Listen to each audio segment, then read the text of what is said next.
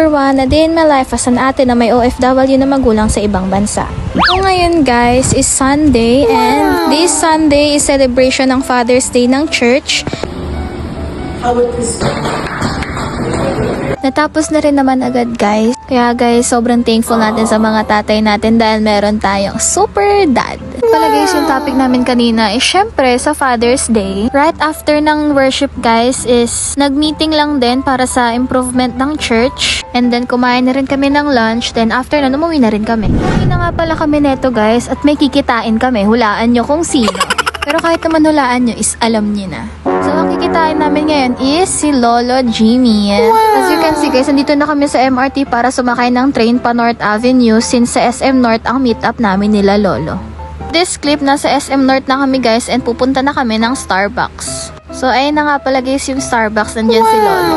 Hinanap na rin nga pala namin si Lolo Jimmy guys. Nakita na rin namin agad si Lolo Jimmy guys right after nun. And then, ayan, loading pa talaga siya. Pero yan, napansin niya na rin kami. And kakatapos lang din namin umorder nila Mita. As you can see guys, nandyan sila Tita Diane and sila Tito Jandy.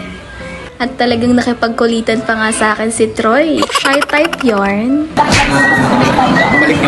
Right after namin sa Starbucks guys, kumain na rin kami ng dinner since oras na. Papunta nga pala kami guys ng food court and doon na lang kami magdi-dinner. Nga pala guys si Tita Dayan, si Tito Jandy and si Troy. Family sila guys and si Tito Jandy is anak siya ni Lolo Jimmy na bunso.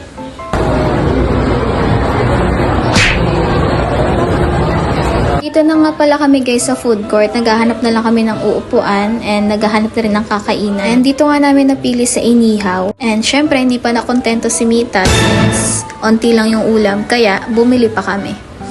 Kinuha na rin nga pala namin guys right after namin umorder and tignan nyo to. Order nga lang pala kami guys ng bulalo. And ayan sila Lolo, si Tita, si Tito. And ayan sa kanilang Jollibee and I don't know yung isa pero ayun si Troy. After namin kumain, nagpahinga and then nagbabay na rin sa isa't isa kasi uuwi na si Lolo. And kami is makikisabay kay la Tita Dayan. Kung magkita na lang, ulit na lang natin. Talagang panay Alden post ka talaga tong si Troy.